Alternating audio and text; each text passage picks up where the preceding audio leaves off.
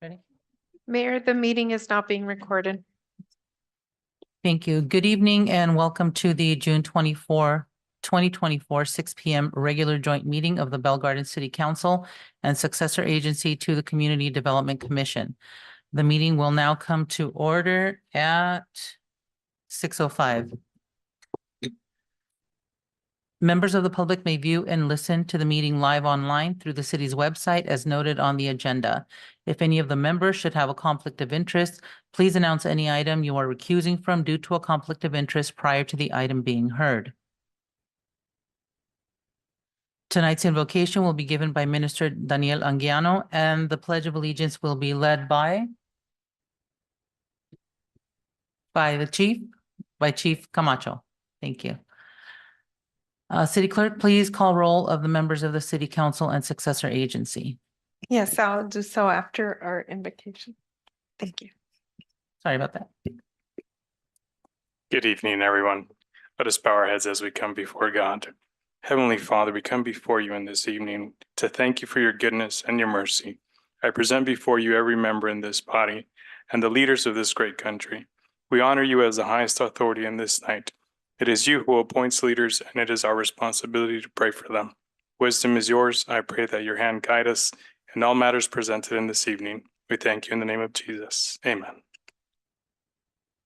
Now, City Clerk, please call roll of the members of the City Council and Successor Agency. Oh, Sorry, good I will- Lord, I am in such a hurry tonight. I am in such a hurry tonight. My apologies. Pledge of Allegiance.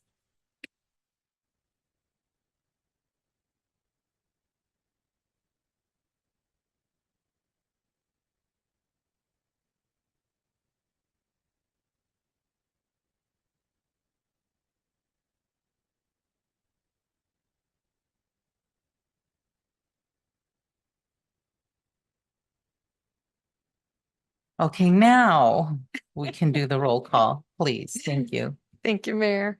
Member of the Council and Successor Agency Chavez. Present. Councilmember Pulido has been granted a temporary medical related leave of absence. Councilmember Sanchez Present. and Mayor Pro Tem Barcena. Present. Mayor Gomez. Present. Thank you. We will now move to the presentations. City Manager, please introduce the presentations. Yes, thank you, Mayor Gomez. The month of July has been designated and declared as Parks Make Life Better Month. And before I turn it over to Mayor Pro Tem Barcena, I'd just like to recognize our director, Liz Nava, our coordinators, our rec leaders that are all here in person with us today. It's nice to see everybody here. I will now turn it over to Mayor Pro Tem Barcena. Thank you, Mayor. Thank you, Mr. City Manager and Mayor, for giving me the opportunity to present this proclamation. And here I want to show it to the camera and to all of our participants today. This is a proclamation in honor of recreation. And it goes like this, a proclamation in honor of Parks Make Life Better Month. Whereas Parks and Recreation promotes physical, emotional, and mental health and wellness through organized and self-directed fitness, play, and activities. And whereas Parks and Recreation supports the economic vitality of communities by partnering with local businesses and nonprofits and offering events for residents' engagement. And whereas Parks and Recreation creates memorable experiences through youth sports and enrichment activities, teen centers and programs, senior activity centers, adult fitness and enrichment programs, free community events, and beyond. And whereas Parks and Recreation fosters social cohesiveness in communities by celebrating diversity, providing spaces to come together peacefully, modeling compassion, promoting social equity, connecting social networks, and ensuring all people have access to its benefits. And whereas Parks and Recreation supports human development and endless learning opportunities that foster social, intellectual, physical, and emotional growth in people of all ages and abilities. And whereas Parks and Recreation strengthens community identity by providing facilities and services that reflect and celebrate community character, heritage, culture, history, aesthetics, and landscape. And whereas Parks and Recreation facilitates community problem and issue resolution by providing safe spaces to come together peacefully and serving as key points of service, helping our communities heal both physically and emotionally. And whereas Parks and Recreation supports safe, vibrant, attractive, progressive communities that make life better through positive alternatives offered in the recreational opportunities. And whereas Parks and Recreation remains versatile and innovative in providing vital services to communities through local, national, or global emergencies, all while adhering to guidelines set forth by governing agencies. And whereas the California Parks and Recreation Society has released a statewide public awareness campaign, Parks Make Life Better, to inform citizens of the many benefits of utilizing parks, facilities, programs, and services. Now, therefore, be it resolved that I, Gabriela Gomez, Mayor of the City of Bell Gardens, with the City Council, do hereby proclaim the month of July as Parks Make Life Better Month in Bell Gardens and recognize the importance of access to local parks, trails, open space, and facilities for the health, wellness, development, inspiration, and safety of all Californians.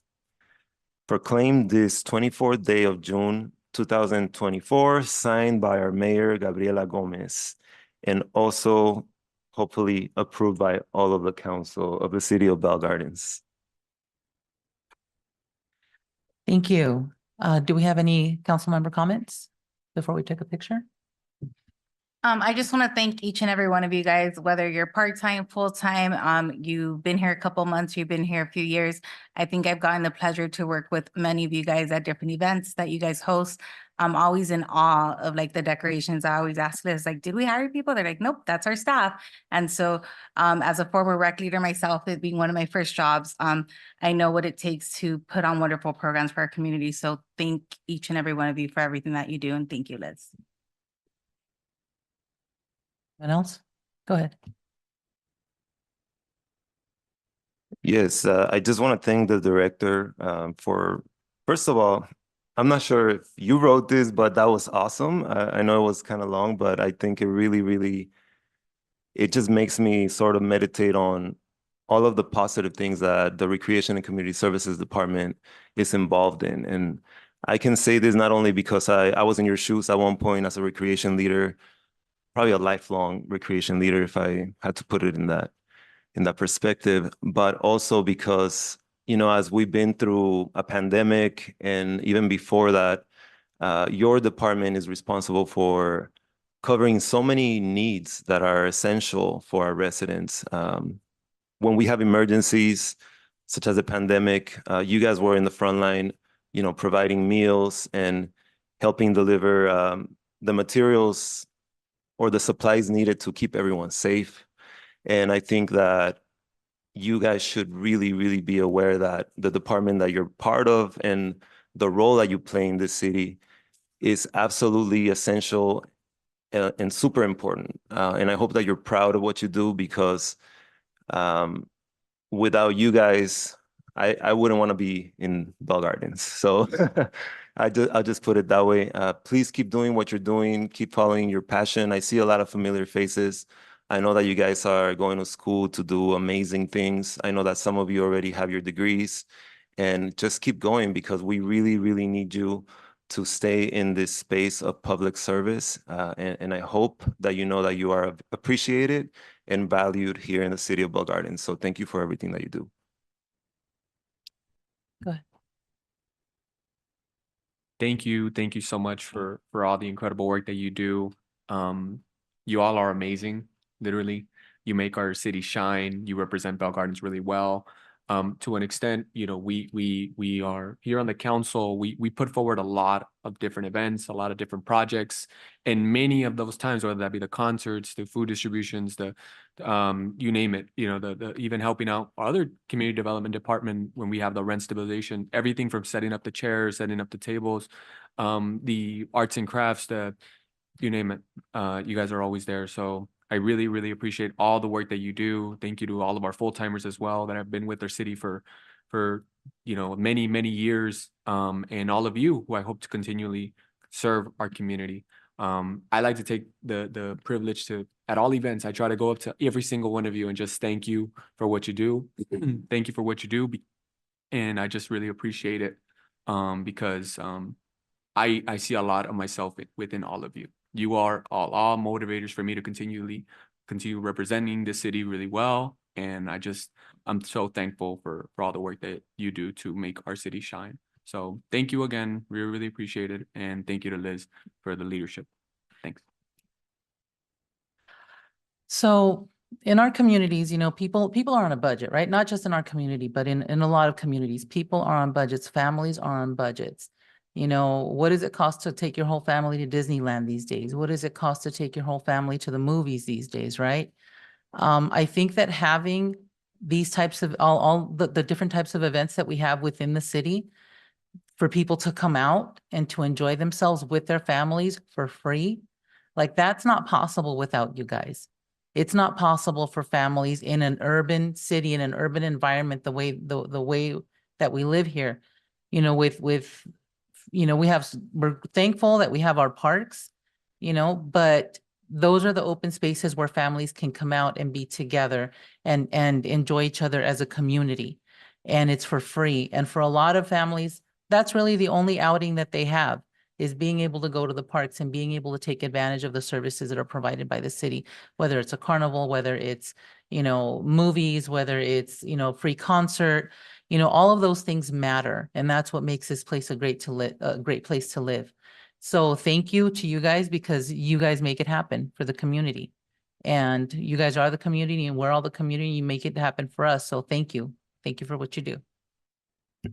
And now let's take a picture.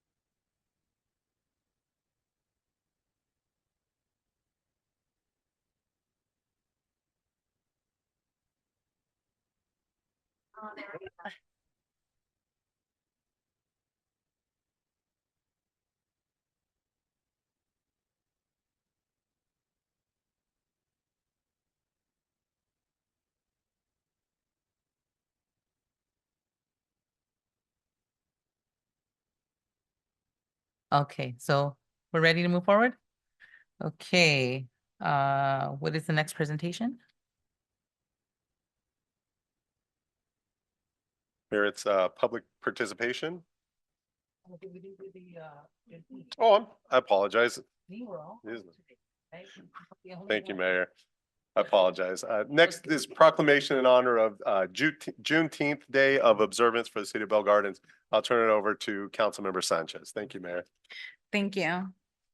A proclamation in honor of Juneteenth Day of Observance. Whereas Juneteenth is the oldest known celebration commemorating freedom from slavery in the United States. And whereas on June 19th, 1865, more than 2 years after President Abraham Lincoln signed the Emancipation Proclamation, word finally reached Texas that slaves were free.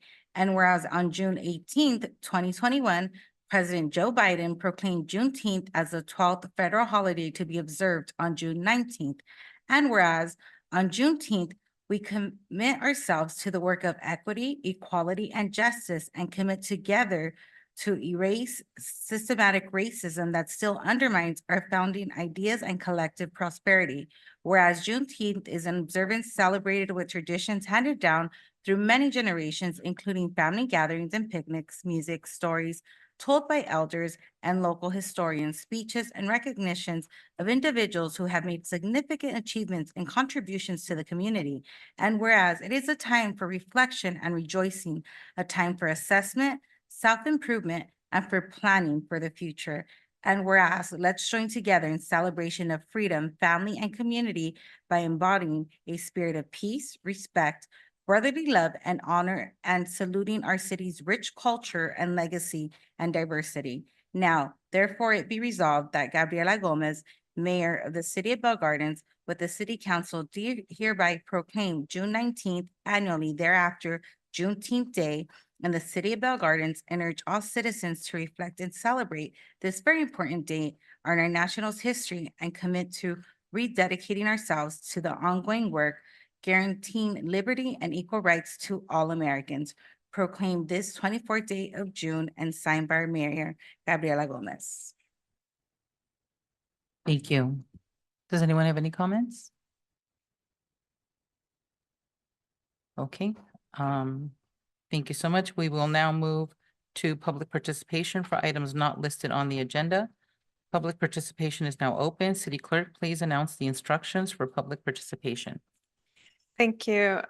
Members of the public will now have an opportunity to speak on items not listed on the agenda. Please state your name for the record before addressing your comments. Each speaker is limited to 3 minutes, subject to an overall 30-minute period unless announced otherwise. Callers wishing to make a comment may do so at this time by dialing *9 from your phone, and when instructed, dial *6 to unmute yourself. Individuals joining us through Zoom may request to make a comment by using the raise hand feature and select the unmute or the microphone icon when instructed. We will first hear from speakers that are in person, and we did not receive any written communications. Thank you. First speaker, Bruce Crow.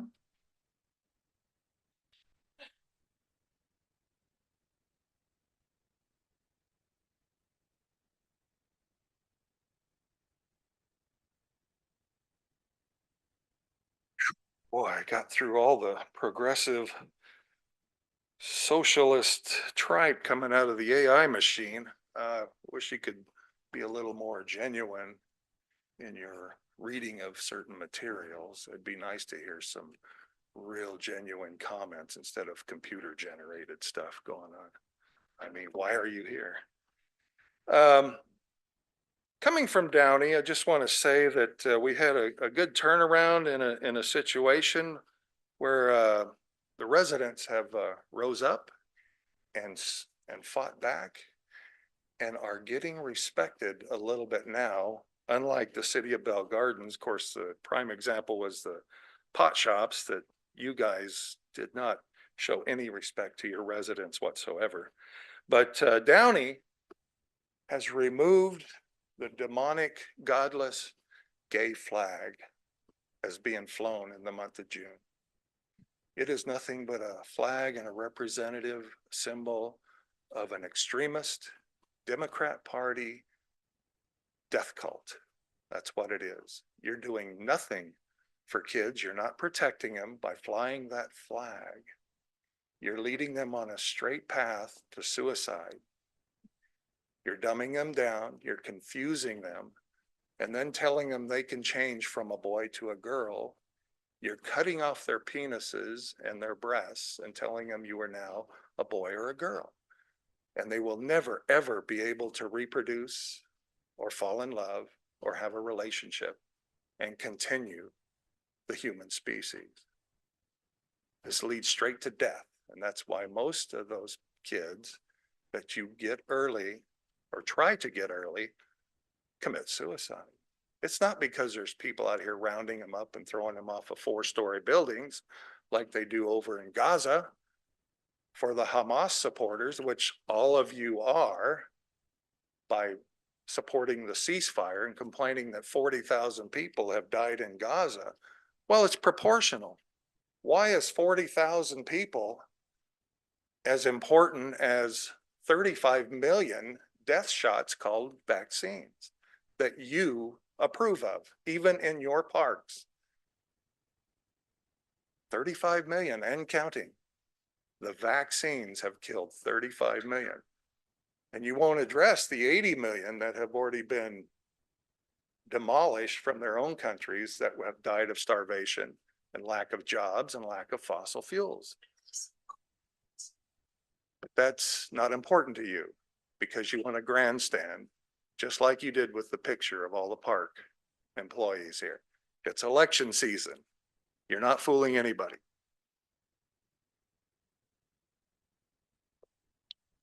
Rogelio Rodriguez.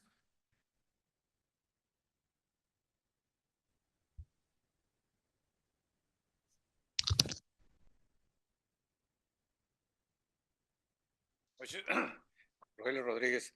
Rogelio Rodriguez. I don't agree with him too much. I'm not against what you did, but I don't really think it's favorable as well because you're using our tax money for propaganda.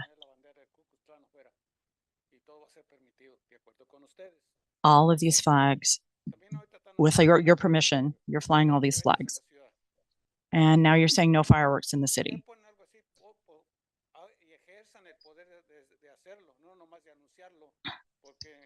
Don't just announce it, enforce it, because last Christmas, there were more firecrackers on the streets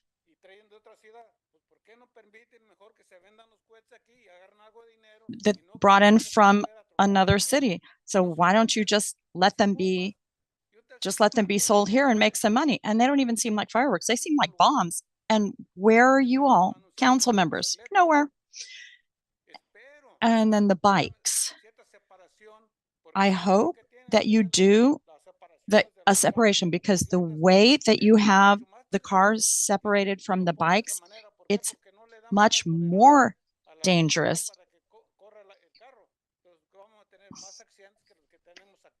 Because there's no room for the bikes or for the cars, and we're going to have more accidents. And speaking of propaganda,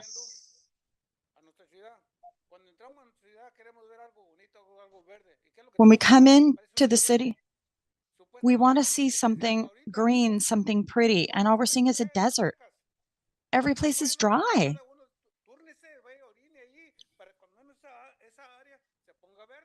I mean, go and pee there so something green will grow. You put up a monument for the no rezoning committee in Ford Park. Why don't you get rid of it? You did the same thing here and the same thing at the skate park. You took down those things and just left a little plaque. Where's the respect for all these people who fought for the good of the city?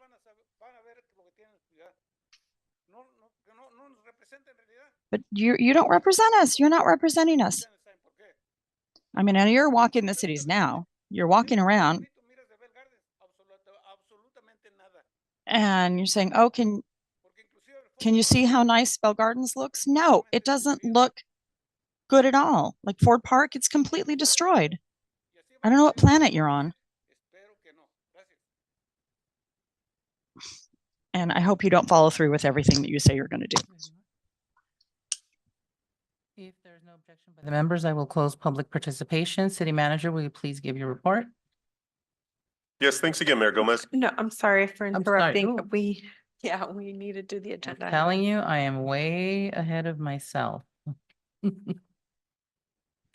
is for the agenda items, okay. Okay. If there is no objection by the members of the City Council Successor Agency, I will close public participation for non-agenda items.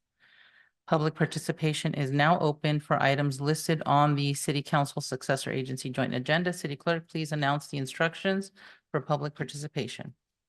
Thank you, Mayor. Members of the public will now have an opportunity to speak on items listed on the agenda. Please state your name for the record before addressing your comments. Each speaker is limited to 3 minutes. Callers wishing to make a comment may do so at this time by dialing *9 from your phone, and when instructed, dial *6 to unmute yourself. Individuals joining us through Zoom may make a request to make a comment by using the raise hand feature and select the unmute or microphone icon when instructed. We will begin to hear from members of the public that are physically present in the chamber. We did not receive any written comments. Okay, thank you. Bruce Crow?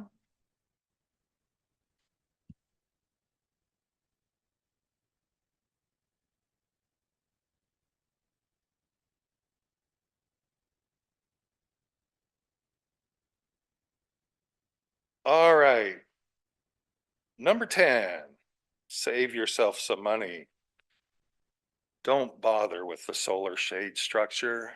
There is no climate change emergency. It's all a ruse, and it has been from the start. It doesn't work. We've already maxed out our ability to use energy from the sun to change the photons into energy. We're almost at maximum capacity right now. We can only change about 45% of the sun's energy from photons, and we're at like 40. So there's no benefit to that. Number 9, renewal for shelter beds within the Salvation Army Bell shelter.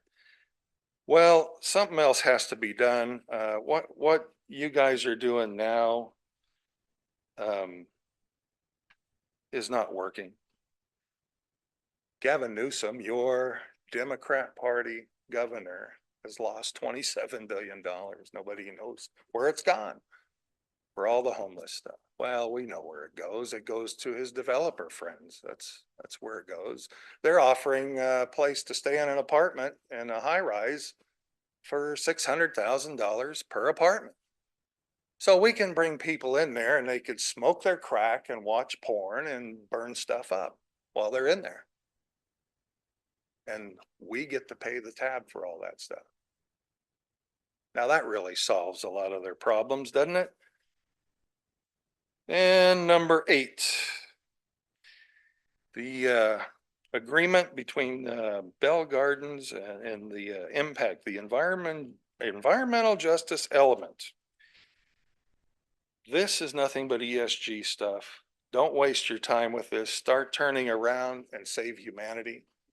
And stop being transhumanists with this nonsense of climate change. Over in Downey, we have a group called the Citizens Climate Lobby, or CCL, which should be changed to climate change lunatics. They're full of lies. They have no data to back up anything that they purport. We've listened to your guy, Barack Obama, the biggest Marxist around. It's fundamentally changing America with your help, by the way, because that's what the globalist psychotic killers want. And you are offering nothing of life for us. So don't even bother and give us the stories that, oh, we're an impacted society, we're poor Latinos that get the smog thrown on us and stuff. You want to live in American industrialized society, you vote for fossil fuels and protect our culture and our jobs. Thank you. Denny Zane?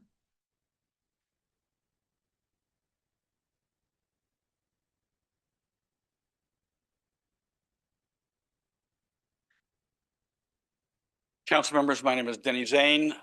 Once upon a time, I was a council member myself, so I understand the pleasures that you're experiencing here tonight, both the ones of great community import that you had earlier with that fantastic gathering of young people, and sometimes the kinds of scathing, I guess, input you also get.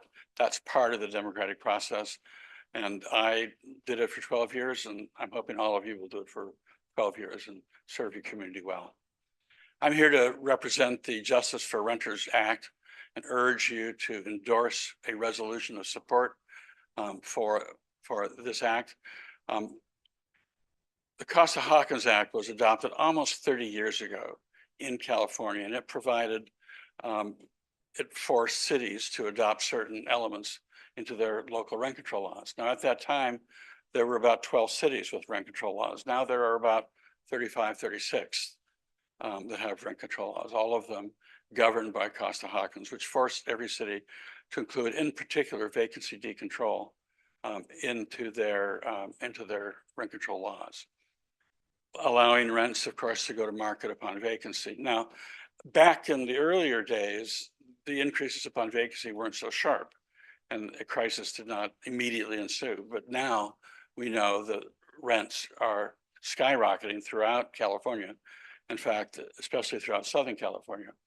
In my community, Santa Monica, where we had rent control since about 1979, since the Costa-Hawkins Act has been adopted, about 80% of the units have turned over, and the median rent for those units are about almost 3 times what it is for the units that have not turned over. What that means for the tenants who are in the long time, the 25-year or longer tenants, is that they are often under pressure from their property owner to try to get them to move out so that rents can be increased. What it means for other community members whose incomes are modest is that they could never possibly find a unit in the community that they could afford. Now, that's Santa Monica, which is a coastal city, and it gets a little bit, I guess, more exaggerated, but throughout Los Angeles, Los Angeles County, this has been occurring as well. In fact, the city of Los Angeles did a study of its own in the housing element and showed that about 1/3 of all of its affordable rent controlled housing had gone to market under Costa-Hawkins, and that the median rents for those units were much more than double the median rents that they were prior to going to market. We are seeing really a dynamic which is almost a forced relocation of entire populations in our communities. Sometimes they go to other states, other parts of the region.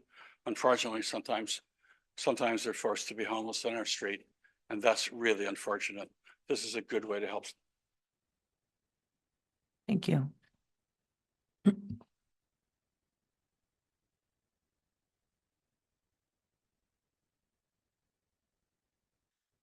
If there's no objection by the members, I will close public participation. City Manager, will you please give your report? Yes, thanks again, Mayor Gomez. Just want to mention a few things that have occurred since the last council meeting. Julia Asmus and Hannon Parks, the surface playground has all been redone. The playground equipment's done with new benches, paint, things of that nature. So just want to thank our Public Works Department, our Recreation Community Service Department for getting those parks up and running. The final piece to those parks being completed is the art. We're working with the artists. I think we made a lot of progress here in the last week or so. So we're moving as quick as possible on that. Also want to mention, and thanks to our Public Works Department and others for the compost and mulch giveaway. They gave away all the compost and mulch, the oil and filter exchange. It was over at the AutoZone. And last Thursday, we kicked off the first Summer Nights concerts. So those will be ongoing for the next 7 or 8 weeks. Also want to mention, coming up this Thursday, we have our first Summer Nights movie. It'll be Lilo and Stitch, 6 to 9 at Veterans Park. The following day, on Friday, June 28th, we've got our Bell Gardens art and yard sale at 11 to 3:30. And we've got our, what I would say is our big skate jam. I think last year was a success. This year, I think is going to be an even bigger success. There's 3 different music acts, 3 different genres, and then all the skating that somebody can handle, plus some giveaways and things of that nature. That's from 6 to 9 p.m. This Friday at the skate park. Also coming up, July 3rd, 6 to 9 p.m. is our Independence Day celebration at Veterans Park. As a reminder, all fireworks are illegal in the city of Bell Gardens. We've got the billboards up on the 710. We usually do a joint billboard with the city of Bell Gardens. It's the same message. We've got on one of their billboards in the city of Bell and 2 billboards here in the city of Bell Gardens. Our Independence Day celebration doesn't have fireworks. We've got our laser light show. There's some new features to it this year. Every year we're trying to incorporate something new, whether that be sort of heatless pyrotechnics and some other electronic features will be available at the event this year as well. Always want to mention we've got a rent stabilization workshop for owners and tenants on the 16th, 17th. Also, our housing specialist has been out at some events passing out flyers to also inform tenants and or property owners of the rent stabilization ordinance that exists in the city of Bell Gardens. And then just want to make a final commentary on the consent items. You know, a lot of work goes into these consent items. Just want to mention the continuation of Salvation Army homeless shelter beds. So for about $38,000, the city, through a grant from Gateway COG, gets access to anywhere from 5 to 7 shelter beds. We keep those beds full as much as possible. Those are beds that go for 90 days, plus are extendable up to another 90 days. So these aren't just somewhere for somebody to stay overnight. This is really a place for somebody to get their life back in order. So they offer all the services there from social services benefits, a clean place to stay, job opportunities, things of that nature. So we're happy to continue with that agreement that we have with the City of Bell Salvation Army Shelter. Also want to mention there's a $10 million solar shade project that's at the Bicycle Hotel Casino. Because the city owns the land underneath the parking lot, the lease agreement requires that the bicycle ask for approval before they start the process. So these would be shade structures, sturdy metal shade structures with solar panels over the top. They'll be coming to our planning department with all the plans to make sure that everything is approved, all the fees are paid. And ultimately, I think this project for them is going to have a 7 or 8 year payback. Probably around the time the solar panels are starting to lose some of their efficiency, but the shade is valuable just for customers, especially with the summertime coming. So if you have a few choices of where you may go to take your gaming money, you may go to the bicycle just simply because you're parking in the shade. So excited about that project. The consent agenda also includes $2.3 million for continued soil remediation at the former Burke Oil site. That's grant funded. We've also got street repair maintenance, and the final item that I'll mention on the consent is we've received a doubling of the amount of funding provided by the LA84 Foundation. That was $10,000 last year, $20,000 this year, and it's used to pay for swimming lessons for residents of Bell Garden. So we're doubling the amount of swim lessons. We may be able to cover all the swim lessons for the residents of Bell Gardens with the funding from this foundation. So that's all I have. Thank you, Mayor. Thank you. Back to where I was.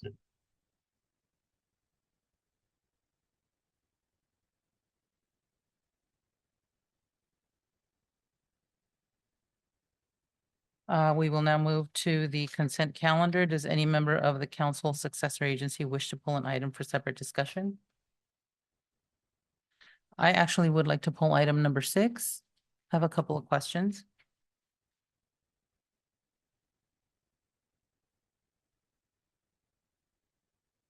And can I go ahead and just ask? Do you want to make the motion to approve all items with the exception number 6?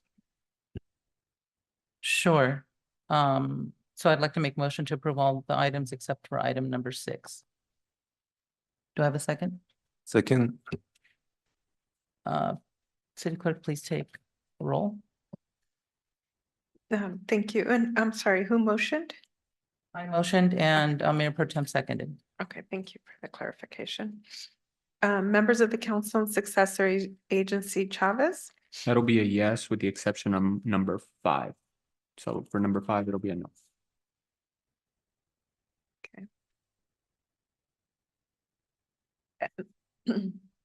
Council Member Sanchez, Yes. Mayor Pro Tem Barcena, yes. and Mayor Gomez. Yes. Motion carries.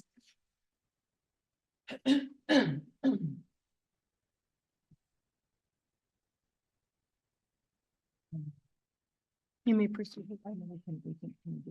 Yes. So, I did have a couple of questions on item number 6. And it's regarding, a portion of the development agreement that indicates that a property owner would be liable for any outstanding debt that the operator who's leasing the property from them would have, right? My question is at what point is that agreement, does the owner come into that agreement? Is that before the development agreement comes to us? Is that after it comes to us? That's my first question about that.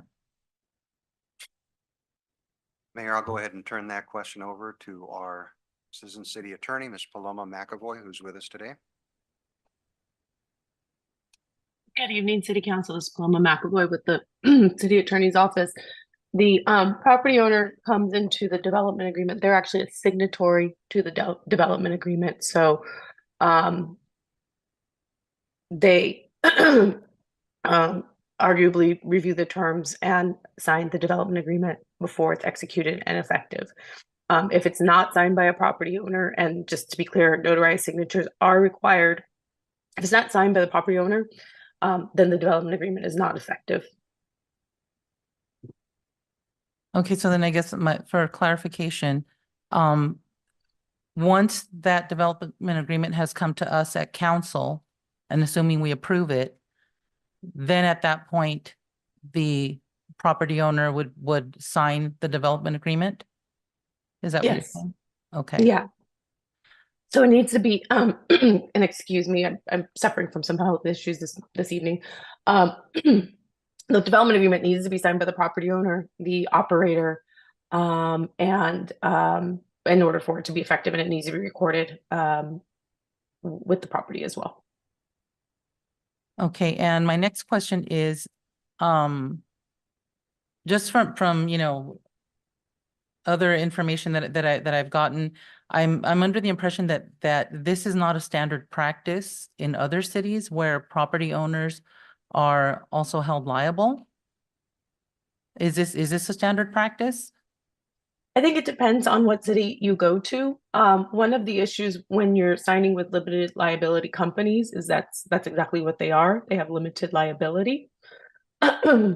So this actually provides, by including the property owner in the development agreement, it also provides an avenue by which the city is able to recoup its losses. If, say, for example, an operator is not paying its public benefits or abiding by other terms of the agreement, it allows the city another opportunity to be able to go after the property owner as well. All right. So one challenge I've seen in some cities, and I think this is what's kind of unique about Bell Gardens, because many cities enacted ordinances back in 2017 or 2018 for the most part, where, what we've seen is a lot of times operators don't always abide by the payment terms. They dissolve the LLC, and the monies that the city was hoping to be able to recoup, they oftentimes are not able to. So some cities do it and some cities don't. This was inserted in here to try to protect the city's interest into being able to collect that revenue. Okay, and one of the reasons I ask is because, during the pandemic, a lot of businesses were struggling You know, it was a difficult time for everybody. There were a lot of grants and loans and things like that that businesses were applying for to help them get through a difficult time, right? Through the pandemic that we were going through. And I guess my question is if the property owner is then also liable for any of this debt, or, you know, if we were to go through another situation like the pandemic where, you know, we have businesses to shut down, or any other situation that would create an emergency for businesses. I'm concerned about these businesses' ability to get the help that they need to stay in business, right? And mainly I'm concerned for the property owner. Because, you know, all of these types of situations are out of the control of both the operator and the property owner, right? So that's mainly a concern that I have, is that, you know, from my understanding, if the city is to a certain extent a lien holder on this property, then how does that affect a business's ability to apply for a loan or to get a loan for a situation like that? So that's mainly my main concern. And I was just wondering at what point a property owner is made aware that they would be liable for this. So is it after we approve the development agreement or before, right? That's really up to the operator. I will tell you that when applicants submit an application, and it doesn't matter what application it's for any project, whether it's cannabis, housing, a commercial property, an applicant needs to submit a notice of acknowledgement from the applicant, noticing, saying, yes, I am aware that this applicant is proposing to use this property in this manner, and I consent to that. There's some other language in there as well about how the property will be used, and allowing city staff to enter onto the property at any time. One other thing that might be useful, while cannabis was not necessarily something that was granted the same kind of PPP protections in COVID as other businesses were, one thing that was kind of unique about cannabis is that that was under state law continued to be an essential industry. So even though restaurants closed, retail shops closed, and a lot of other commercial businesses we knew closed down, cannabis was actually one of the few necessary industries. As well, commercial and residential construction were two other industries that were never closed down. So even though some of the financial federal assistance was not available, there were some state mechanisms that allowed those businesses to continue operate or to continue construction so that they could be developed during that time. Okay, and I understand your point that you know, a business owner, a property owner there has to be some consent, right, for the type of business that's going to be there. But there's a big difference between consenting to that type of business and being liable for that business's failure to pay, right? So that's just my main concern. You know, we'll see. I guess it's up to the property owner to decide if they want to sign off on this. So that was all I had. Any questions from anyone else? Okay, thank you. We'll need a motion now as to approval of item number 6. All right, so can I have a motion to approve item number 6? I'll move. I'll second. Can we get a roll call vote, please? Yes, thank you, Mayor. Members of the council and successor agency, Chavez, That'll be a no. Councilmember Sanchez, Yes. Mayor Pro Tem Barcena, Yes. and Mayor Gomez. Motion carries.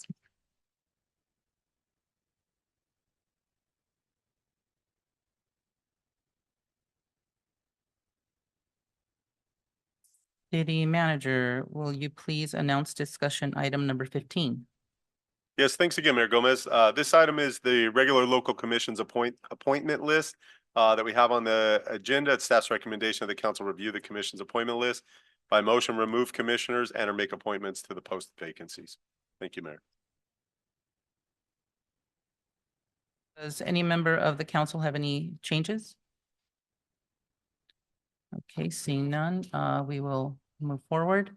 City Manager, please announce discussion item number 16. Thanks again, Mayor Gomez.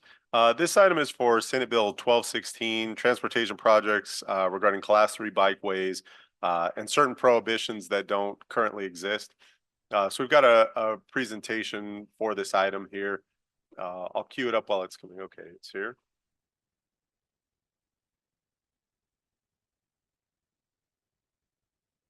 It's coming back.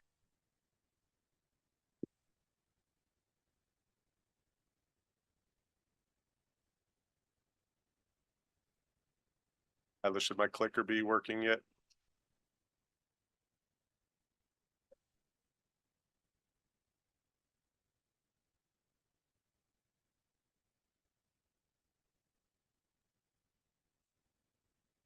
Has an on button. Thank you, Steve. So this, just for some background here, this is a Senate bill that has already gone through the Senate. It was approved by the Senate. Kind of as background, we've got some statements here that California's made an effort to enhance cycling infrastructure. This city council has also done the same. We've talked previously about bicycling within the city of Bell Gardens, accessibility to safe bike lanes in the city of Bell Gardens. We've recently had an upgraded bicycle event with some training from the police department. We've talked about Sharrows. We have an item on here tonight requesting approval to commit to improving some existing Sharrows. While we're doing that also, though, we want to make sure the council knows there is a Senate Bill 1216.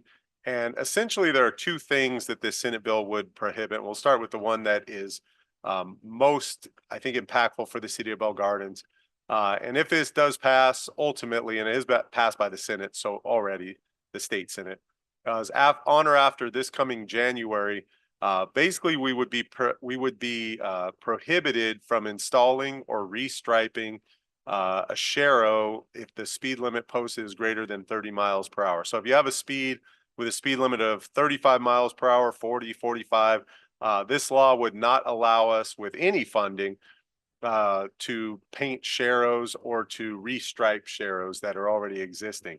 The second feature of it is you can still do it for streets that are at 30 miles per hour or less. So if you have a street that's 20 miles per hour, 25 or 30, you still can.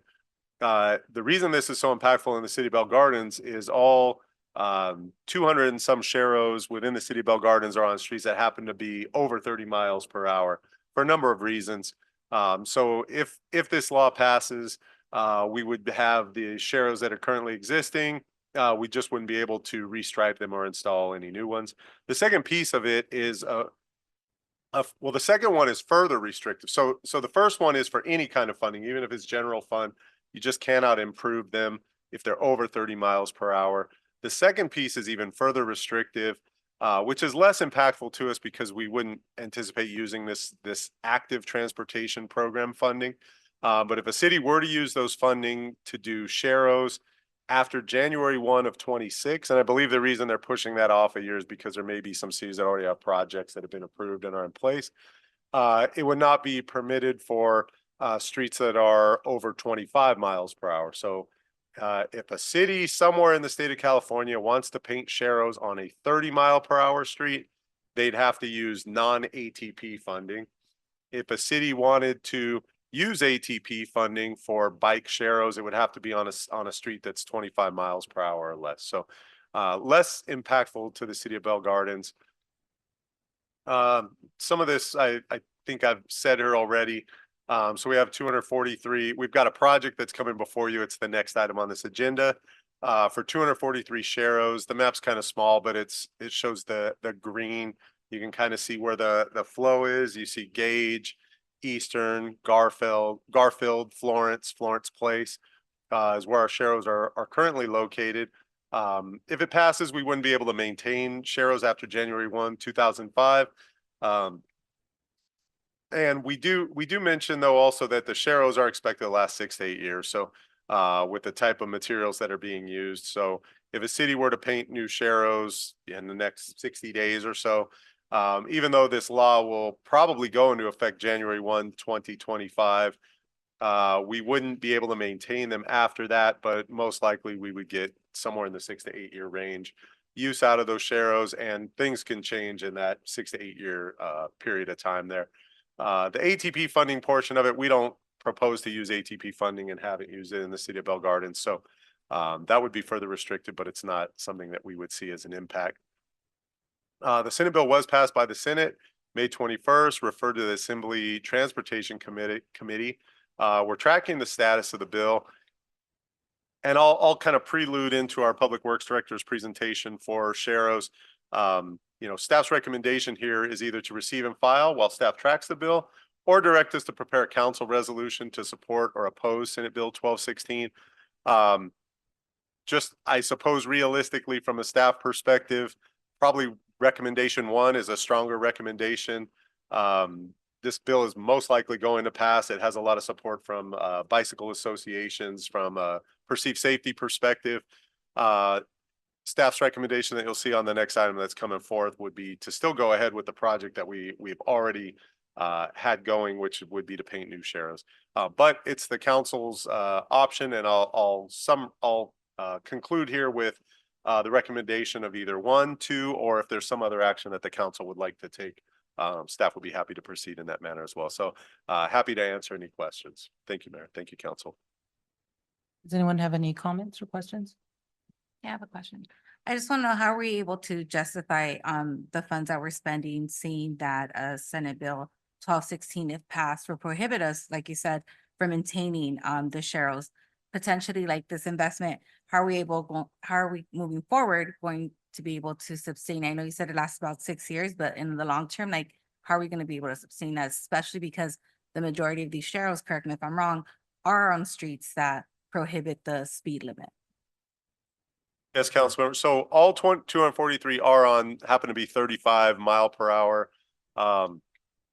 So, the anticipation again here would be with the quality of the materials that we're using is from a staff perspective, why we don't see the funding being a waste per se is we currently have sharrows there in those locations there. This is really an enhancement. We've cobbled together funding from various sources to do this project, not including ATP funding.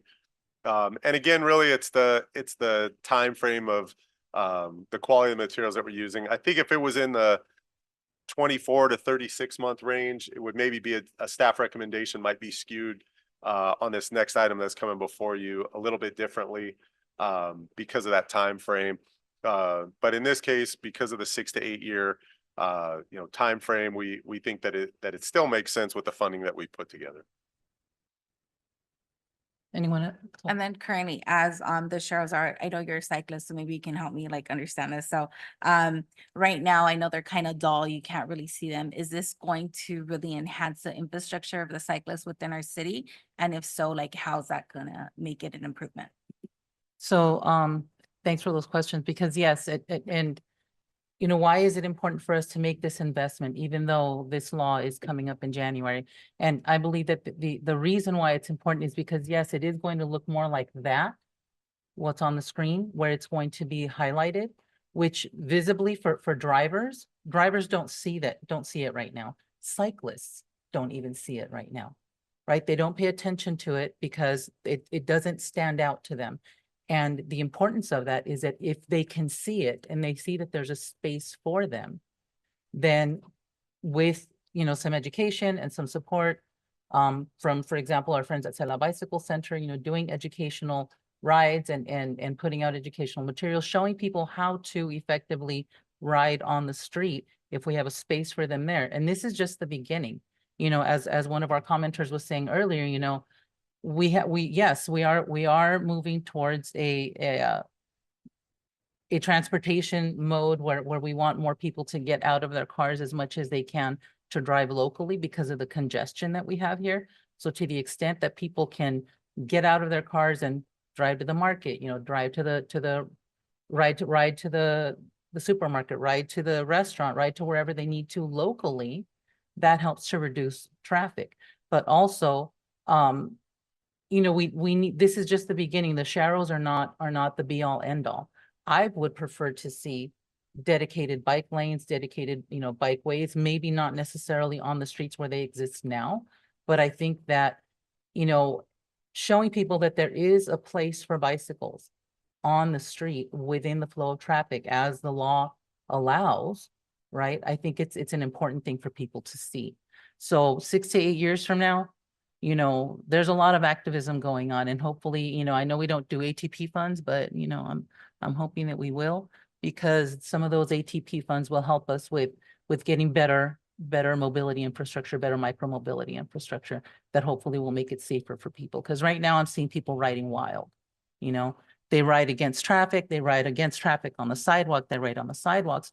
They're not supposed to be riding on the sidewalks. We have the CARB e-bike program that is now, you know, the incentive program to help people of low income to get e-bikes, to get them out of their car. A lot of people can't afford insurance. They can't afford to have a car. So this is another alternative for them. My main concern has always been, and I've been sounding this alarm from the beginning since I started working on this project, is yes, by all means, let's put them on bikes, but you know what? Let's give them the infrastructure for people to be able to move about safely. So for me, having the Sharrows is just the start. We need to start getting people into the mentality of, yes, this is a bike-friendly city, and we want a better bike infrastructure after this, right? So that's my impassioned plea for that. You brought up, you know, the safety concern, which, you know, I'm concerned about as well, seeing that the Senate bill, you know, is really talking about the speed limit where these cars are driving. And so do you think that us repainting these Sharrows is going to be safer for the cyclists to be riding alongside of a car going 30 miles per hour, 40 miles per hour? So, I mean, I've ridden on some of these streets myself, and really what impacts safety the most is the density of traffic, right? That's the most impactful. But also I think it's the fact that people really just don't know how to ride, how to share the road. Drivers don't understand how to share the road with cyclists and vice versa. I think that having these on there will at least increase the visibility, right? And if we can keep pushing that message out that yes, bicycles may use the full lane. The law requires that you switch lanes to pass them. It's share the road, not share the lane, right? We have a lot more work to do. The Sharrows by themselves are not going to cure the problem of traffic safety, right? There's a lot more that needs to be included with that, but we can't do it without it.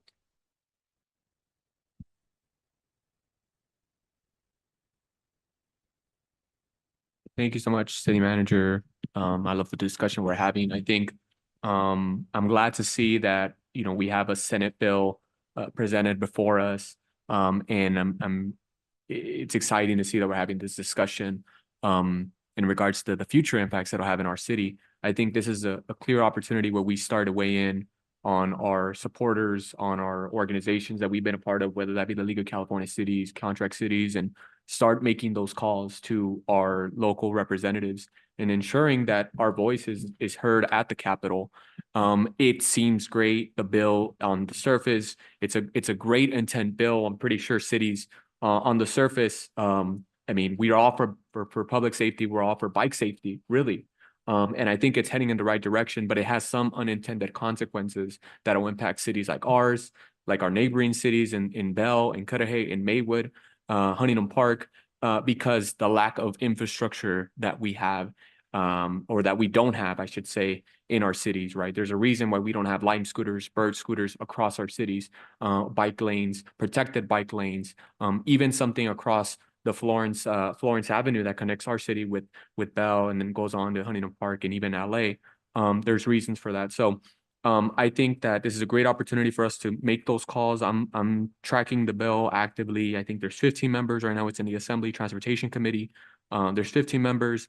Right now, off the top of my head, there's about maybe 3 or 4 members that are of the LA delegation. These are members that represent LA County, right? So if it's about a call that we have to make to Supervisor Janice Hahn or other folks with the LA delegation, I'm pretty sure we're not the only city, but this is something that I was following, and coincidentally, we're also talking about bike Sharrows in the next item. So This is one of those where I think we should get on top of it. So I'm interested in where this is headed, and with that, I just want to say again, thank you to staff for bringing this forward.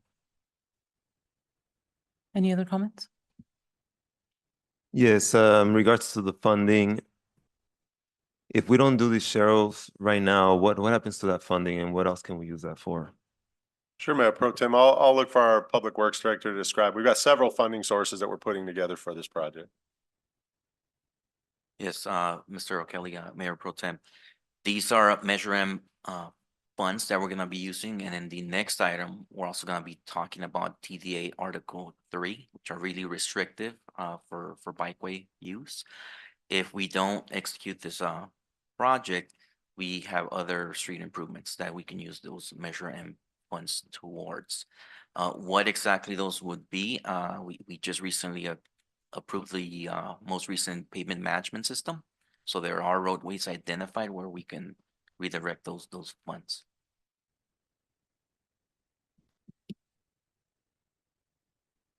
Anything else? Okay. Okay, so I would like to make a motion to receive and file while the report while the staff tracks the bill. Can I get a second? I'll second that.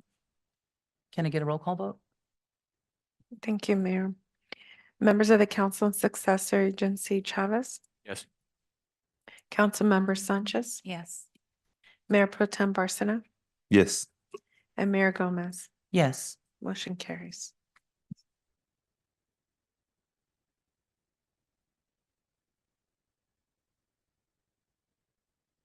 Okay, City Manager, will you please announce discussion item number 17? Yes, thanks again, Mayor Gomez.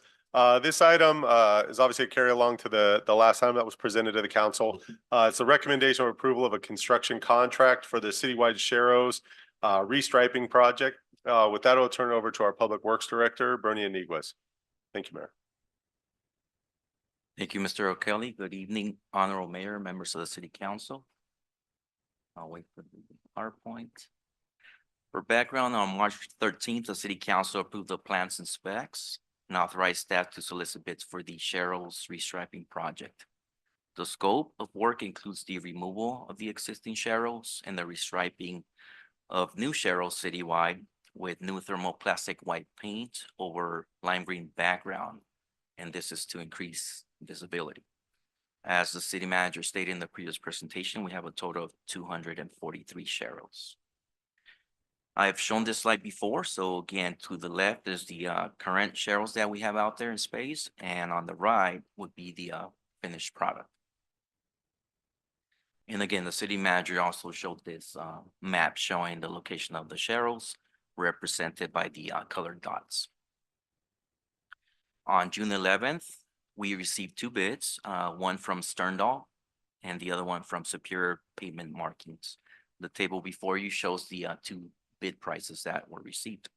Staff reviewed the bids and determined that Sterndal Enterprises was the lowest responsive and responsible bidder. The tentative project schedule would be as follows. Tonight is the consideration of the award of contract. If approved, then a pre-construction meeting would be held on July 8th. Construction would then start on July 15th, and the project will be completed on August 2nd. The table towards the left illustrates the estimated project costs. So including design, project management, and construction, the total would be approximately $140,000. The funding sources are shown towards the right. So currently we have $85,000 of Measure M, and if approved, we're asking for an additional appropriation of $23,000 of Measure M and $34,790 of TDA Article 3. As was discussed in the previous presentation, SB 1216 would impact this project. The Sharrows to be installed as part of the project would not be eligible to be repainted or repaired after January 1st. If they were to be damaged, if they're removed due to an upcoming resurfacing project, or when they reach the end of their useful life. In other words, they become faded. Now, the good thing about thermoplastic is that the useful life, instead of every year, here we're looking at 6 to 8 years of life for these sharrows. Staff's recommendation is that the city council award a contract to Sterndal Enterprises in the amount of $111,640. Appropriate the additional $23,000 of Measure M and then $34,790 of TDA Article 3 towards the project. And authorize the city manager to execute the agreement and also approve change orders in an amount not to exceed 5% of the construction contract. This concludes my staff report, and I will be happy to answer any questions you may have. Thank you. Do we have any additional questions or comments? I know that we discussed before how Measure M was also used for the alley improvement project. Are we gonna be able to get funds later on to continue that project as we still have a lot of our alleys that significantly need repair? Yes, every year we get a local return of Measure M funding from Metro. And that we be programmed as we bring forth future street improvements. We're gonna include an alley segment with each respective street improvement project. Anyone else? And, I just wanted to make an additional statement regarding, the importance of putting these sharrows in. It isn't just, to build better bike infrastructure here within the city. It's also to be able to build that infrastructure for what's coming. We have the Southeast Gateway rail line that it's already, in progress.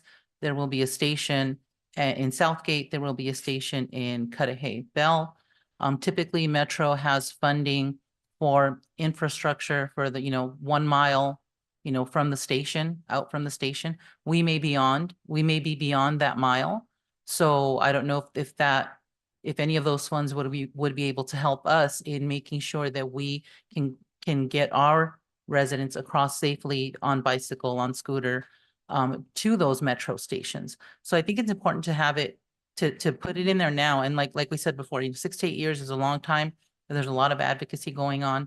And again, I would hate for this to not happen. Knowing that all of these improvements are coming, there's also going to be a Metro line extension of the Gold Line, right? From the Atlantic Metro Station all the way to Whittier, with one of those stops being at the Citadel. Well, what's next to the Citadel? The casino, the Commerce Casino, right? So, we need to start thinking about different infrastructures, not that people are going to be biking all the way from over there to over here, but we need to start looking at our different upcoming needs, right? Our changing needs for the future. And I think that this, installing the repainting the bike sharrows now, as it once was said, if you build it, they will come. I think it's a good thing to do for people who are currently using other mobility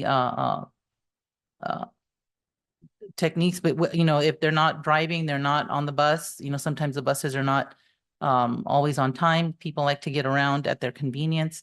And if we can do it safely, I think that we should go ahead and do this. So I would like to put forth a motion to let me see, award a construction contract to Sterndal Enterprises LLC in the amount of $111,000. So essentially items 1, 2, and 3 of item number 17. May I have a second? I'll second.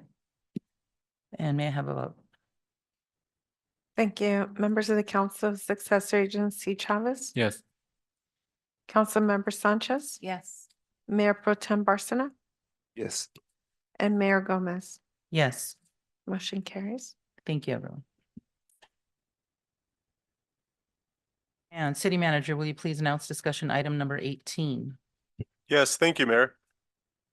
This next item is a consideration of a resolution in support of Justice for Renters Act. It's a ballot initiative that will be on the statewide ballot this November 2024. As a presentation comes up, I also wanted to make a note on this staff report and also the staff report that I presented regarding SB 1216. Just want to mention, if you look at any staff report here at the City of Bell Gardens, there's a by who wrote it. There's a from, it always says the city manager, and to is the mayor, mayor pro tem, and the city council. These two items are both by Jen Pineda, our executive assistant, somewhat new to the City of Bell Gardens. So I just want to make a point. She put a lot of work into the staff reports and then also the presentations as well. So I know Hylas appreciates that help out of the city manager's office, and I definitely appreciate it as well. So just want to call that out as another addition to the team that's putting these things together directly for the city council meetings. So with this, Justice for Renter Acts, as I mentioned, it is a ballot initiative. It's qualified for the ballot this November. Basically, what it will do, if we just get right into it, the intention there is to repeal the Costa-Hawkins Rental Housing Act that was enacted in 1995, as we had a public speaker touch on this subject earlier this evening. Essentially, if it's passed, it'll allow local communities such as the City of Bell Gardens more flexibility in regulating rent increases on all housing and for first-time tenants renting a vacant unit. The Costa-Hawkins Rental Housing Act, it currently limits local rent control ordinances on, as an example, on certain single-family dwellings, condos, and new construction built after February of 1995. I'll go into a little more detail how this relates to the City of Bell Gardens, but just as a mention, one of the things that does come up, these ballot initiatives have to some degree come to the voters recently in the state of California, and they have not passed in the last two occasions, Prop 10, Prop 21, both of them similar results around the 40-60 split on the no side winning. As I mentioned, if approved by the voters, it allow the Bell Gardens City Council more flexibility in determining exemptions from the city's rent stabilization tenant eviction protections ordinance. So the tenant eviction protections ordinance that the City Council adopted and approved back in October of 2022. If you look at exemptions, you'll see certain exemptions that are very specific to the Costa-Hawkins Act. So it'll say any construction that's done after February of 1995. It'll also exempt single-family homes, condos, townhomes. There are some other exemptions. Also on top of Costa-Hawkins, the council at the time adopted some other exemptions for small property owners that own 3 units, if they lived in one of the units, things of that nature. So if this Justice for Renters Act initiative were approved by the voters, the city council could go back into that ordinance and make changes to potentially, just as examples, you could pick a different date for what year of construction type housing would be exempt, or you could just eliminate it completely. You can include single family homes or condos, townhomes that are currently excluded from the ordinance. So when we say it allows more flexibility, it would give the city council the ability to remove some of the exemptions that are in the existing ordinance. At this time, that's very, very brief, but I think to the point, it's a ballot initiative. Staff's recommendations are to receive and file or adopt. We have an attached resolution that supports the act. And ask, well, what would be the point of supporting an act? It's not something that we'll go talk to our legislators about necessarily because it's not an assembly bill or a Senate bill, but it is something that the city or other proponents of the ballot initiative could potentially use the City of Bell Gardens as one of the proponents, put them on a list with other cities, other government agencies, nonprofits, nursing associations, things of that nature, and use this resolution as example and proof that the City of Bell Gardens has indeed, by resolution, is supporting this initiative. So with that, I'd be happy to answer any questions on this item. Thank you, Mayor. Thank you. Do we have any questions or comments? I have a few questions. So what are the potential economic consequences for small landlords and property owners if this is passed? And how might these consequences impact the broader rental market? So I start globally within the state of California would probably be a significant impact. Within the City of Bell Gardens, and I'll put the focus there based on the ordinance that the city has adopted. It does, as I mentioned, it provides the ability to remove probably 2 of the biggest exemptions that exist within the existing ordinance. I think I don't have the exact number off the top of my head, but I think currently there's probably somewhere in the 25 to 35% range of all potential units that could be rented are exempt under Costa-Hawkins and therefore also under our rent control ordinance. So I think from an economic impact, you know, if you were to look to the extent that any of those single family homes are rented out currently, to the extent that any of the properties that were built after 1995 are rented out currently, the limitations there, you know, don't exist. And so I think that could be a potential significant financial impact to the owners or landlords of those properties. If they're currently able to raise rent, you know, let's say they raise it 8 or 9%, and our ordinance is half of CPI, and maybe it would have only been 2 or 3%. So potentially significant for the property owner or the residents. I would also say, you know, that I'm focusing a lot on the exemptions just from who's even included in rent control. And then the other component there is just from the market rate perspective, from when you have a tenant that, let's say currently you have a unit that's under our rent stabilization protections ordinance. That tenant leaves, they're moving out of state, they're going to school somewhere. Currently that unit can be brought back up to market rate. With the repeal here, you know, that would be something that would also be on the table, that unit could potentially be required to maintain at the level of affordability that it was with the previous tenant, even if that tenant's already gone. So I think on arguing on behalf of the property owner or the landlord could be a potentially significant financial impact as compared to the current conditions. Additional question, considering the failure of similar initiatives, one in 2018, another in 2020, what evidence suggests that this act will be more successful this time? And what are the risks of repeating past unsuccessful attempts? I think just to answer the first question, council member, I think the answer from staff's perspective is we don't know. That's probably the most realistic. Quick question. I really appreciate the line of questions here. I'm wondering if there's anyone here that may be able to answer that apart from staff. Is there anyone willing to speak on the matter? Yes, sir.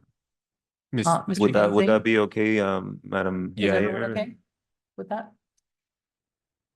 If Okay. he's the one bringing the item, he can present on it. Otherwise, it would have to be staff presenting on the item. Okay, sounds good. Thank you.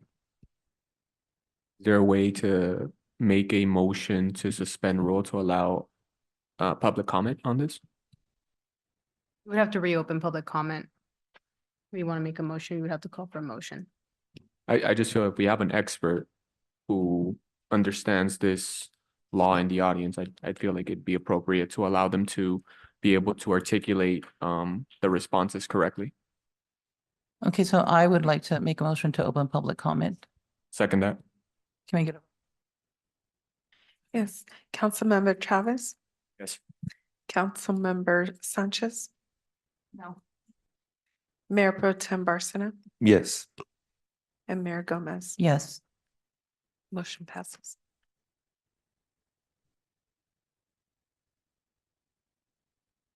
All right, Mr. Zane, you have 3 minutes to present. For the opportunity to address this issue. You should all know that prior to Costa-Hawkins, cities that had rent control laws routinely provided the same exemptions for single-family homes and the same exemptions for new construction. There was no need for state intervention. We expect that if Costa-Hawkins is repealed, cities would, once again, routinely provide those exemptions. There's no particular reason why they would do otherwise. One of the concerns that has come up with respect to single-family homes is that about 80,000 such homes were purchased out of foreclosure frankly, in these communities nearby by Blackstone and Invitation Homes and major corporate entities. Those units are also exempt from rent control, even if Blackstone wanted to evict everybody, for example, and build something. So the idea that there might be some alteration of exemptions for single-family homes to make it only for natural persons rather than big corporations, that's a discussion item for every city. Similarly, on new construction, some cities have suggested to the legislature, and the legislature included it in AB 1482, that the new construction exemption should be for 15 or 20 years. Eventually, new construction gets old and may be therefore appropriate to have a rent control law. But no one has ever suggested actually not exempting new construction, only after it's 15, 20 years old.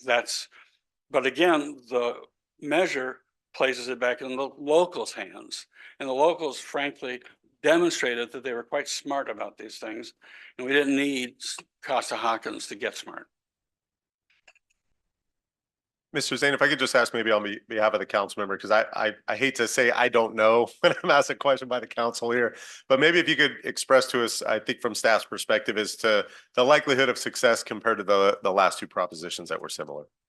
This measure has two big advantages compared to prior efforts, maybe three actually. One is that it's much simpler than the other measures. In Prop 21, for example, the proponent tried to revise each of the ingredients of Costa-Hawkins. This one simply exempts or repeals them.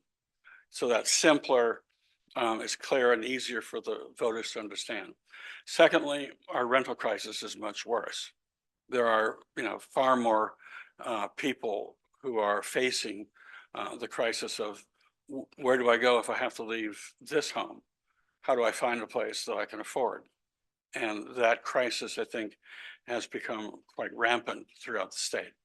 And in addition, I think the campaign will be much better organized. Finish your statement. You can finish your statement.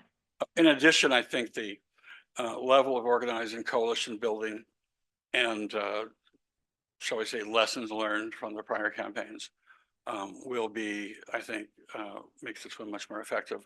I've worked on campaigns in my community where the third time really was the charm, mostly because we had learned how to do it better and how to explain it better and how to make the measure more understandable and acceptable. Thank you. If there's no objection by the members, I will close public participation. So moving on with this, do we have any more comments?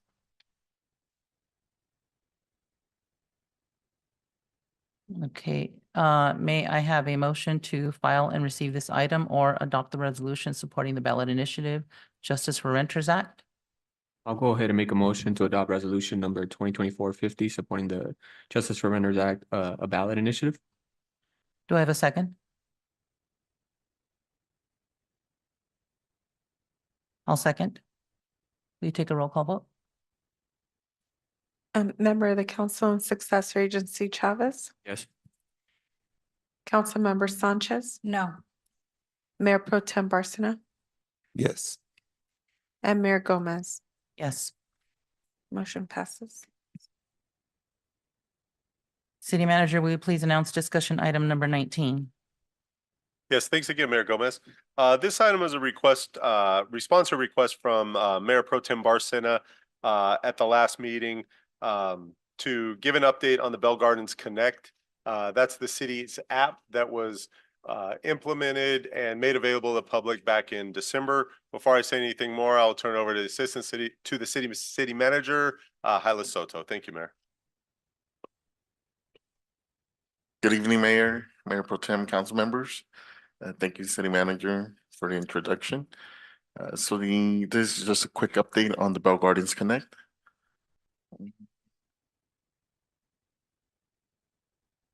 Gonna give some quick background information about how we came to be with the Bell Gardens Connect. So back in September of last year, the City Council approved the resolution to partner with GoGov to develop the Bell Gardens Connect mobile app for our stakeholders to use. And October of last year as well, a contest was held to choose a name, and then residents were able to submit names online, and then they voted for their favorites. And then in November of 2023, the City Council selected Bell Gardens Connect as the winning name. So what does Bell Garden Connect offer? So it is free to download, both on the Apple App Store as well as the Google Play Store.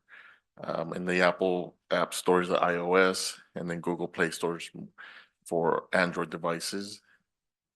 And what does Bell Gardens Connect do? It allows for stakeholders to report issues to city departments, and they're able to write a description of the issue, submit photos, and send the location, and it gets routed to internally through city staff. There is also a public facing web portal that's available on the city website at bellgardens.org, where people are able to submit their requests there as well. And there is an administrative dashboard that's available for city staff to use. So I'm just going to go over some quick usage data for Bell Gardens Connect. So as of June 17th, there were 228 Apple iOS downloads for Bell Gardens Connect, and then there were 84 for the Android Google App Play Store downloads, for a total of 312 downloads. And since then, there have been 156 service requests submitted, and out of those 156, 51% were iPhone users, 21% were Android users, and actually 29% were people that use the portal on the website and submitted the request through the bellgardens.org website. And there are 142 unique accounts registered for Bell Gardens Connect, so about 46% of the total downloads. So just because people have downloaded, not everyone has registered through it, or about half. So this is a target download rate. GoGov, the developer of the app, suggested targeting about 3 to 5% of the population after the first year of a consistent app promotion. And just quickly, just going over demographics, population-wise, as of the 2020 census, it's about 39,000 for Bell Gardens residents.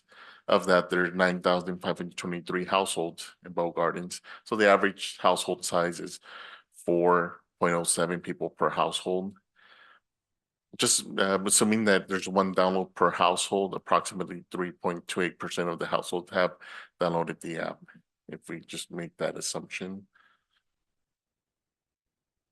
And in terms of marketing and promoting the Bell Gardens Connect, again, the banner is shown on in the middle of the image, in the middle of the slide, shows the one that's shown on the city website. It's the first banner that anyone that launches bellgardens.org will see. And then there are banners at city events with the QR code for people to download. Flyers have been made available, and then it's been promoted on the city social media accounts, which include Instagram, Facebook, X, and Threads. And then just like in this meeting and all of our commission meetings, the QR code is available at all of our commission city council meetings. So every time we go live on them, people are able to look at the screen, and there's always a little rectangle that shows the Bell Gardens Connect QR code for people to download. And adds were placed in both in the spring and summer 2024 brochures, which are mailed out to all Bell Gardens households. And just I keep mentioning the QR code, so there's an opportunity for anyone watching online, either live now or at a later point, they're able to scan it. And it's a smart QR code that will take, if you just use your phone, it will launch, take you to appropriate app store. So whether it's the Apple one or the Google one, and you're able to download Bell Gardens Connect, or just search Bell Gardens Connect. And at this time, staff is available to answer any questions. And then, thank you.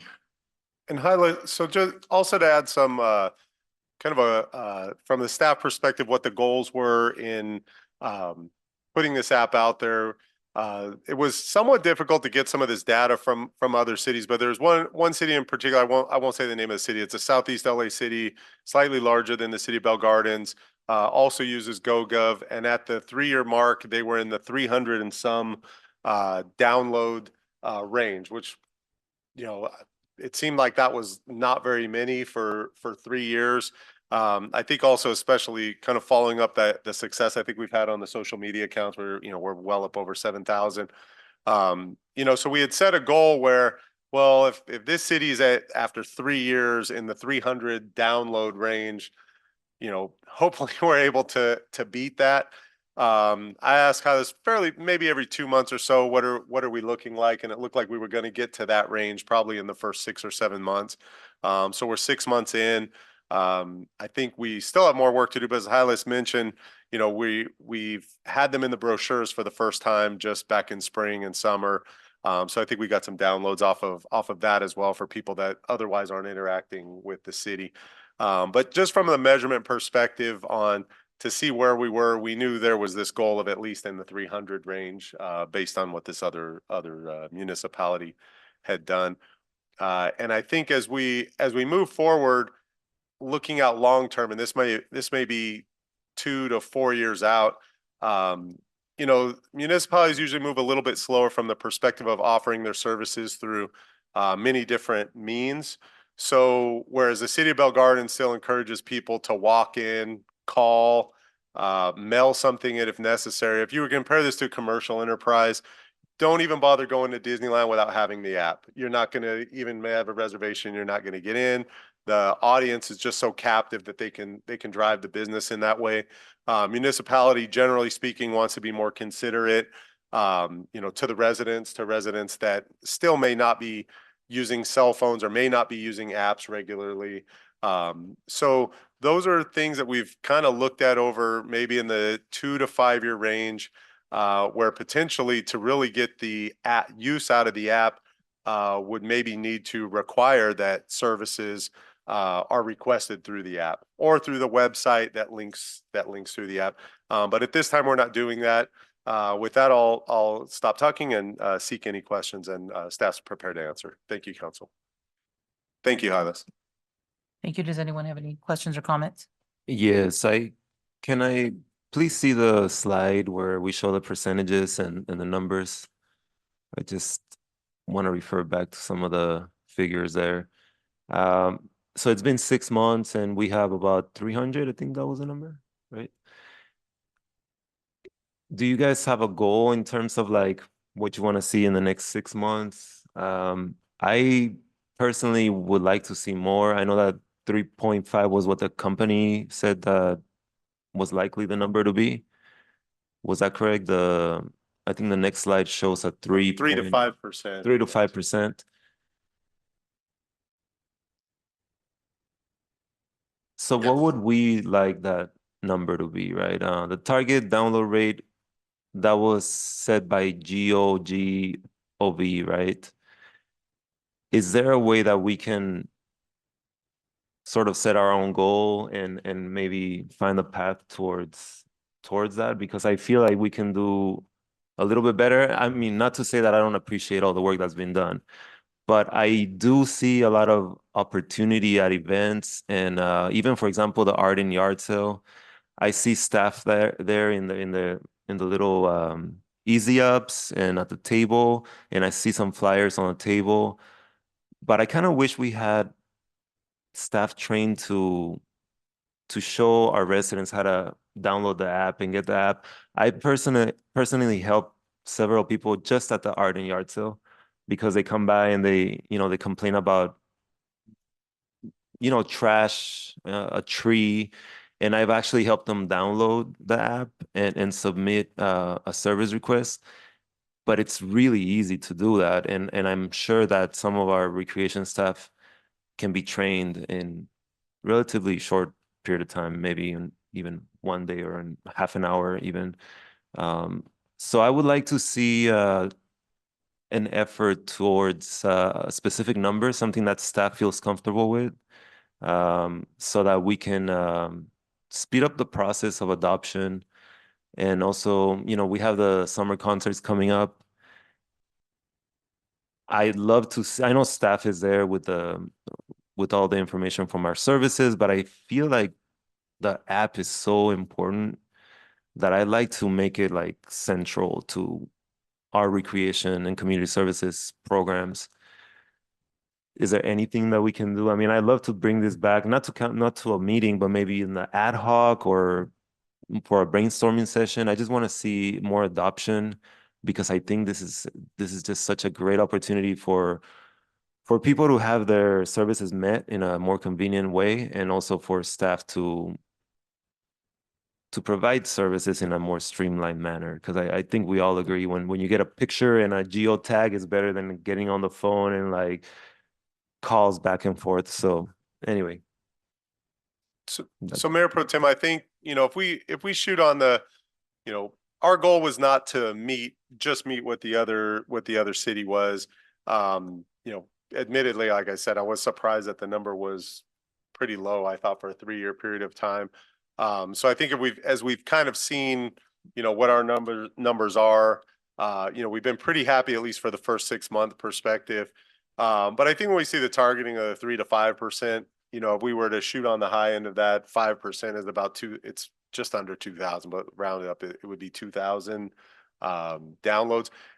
I think I would expect we probably don't get there it might take, 4 or 5 years, similar with social media, but, we stay grinding with it.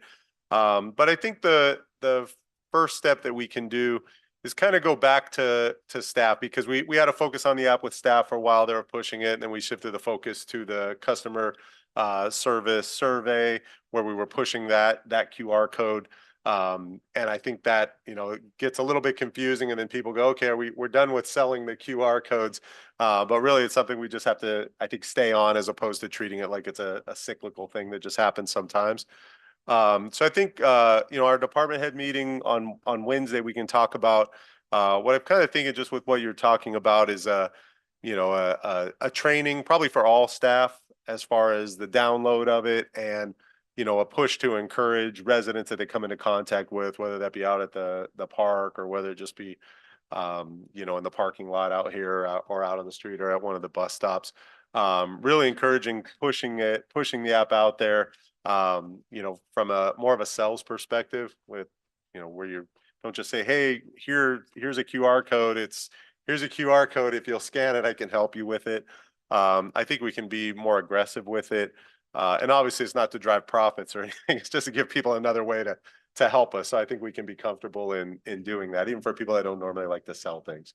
And then I think if we maybe if we report back, if it's okay, maybe the first meeting of August, since we've got a bunch of events coming up, let's maybe challenge ourselves to see what we can do in a 6-week period of time, to see what kind of gains we can get with a hard push. Yeah, and I'll shoot over any suggestions. You know how I am, right? I'm always trying to give my 50 cents. But no, honestly, I do feel like this is such a great thing that we were able to do here in the city. And I'm only bringing it up and kind of pushing a little bit, because I do feel like everyone's job is just going to be easier anyway, right? If we get more people using the app, including the council's jobs, which, who doesn't like to have a easier job? But yeah, thank you for all that you're doing. I do appreciate it. And the app works great. People, the ones that I've helped out, they've been very happy, and whatever issue they've had has been resolved. So it is working. And I just hope to see it grow more. Thank you. No, and I think that that's great. You're saying that you help people at the art and yard sale, maybe having staff continue to do that, especially Thursday when we have our movie nights and our concerts. That's when we generally get a lot of our community coming out. And so being able to have that QR code readily available, having staff, us readily available to help the residents, install, download the app. I think that would be great.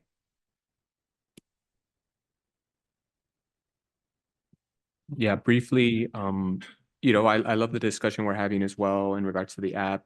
I'm also interested in ways that maybe we could increase that downloadership. I think that's the proper term to use.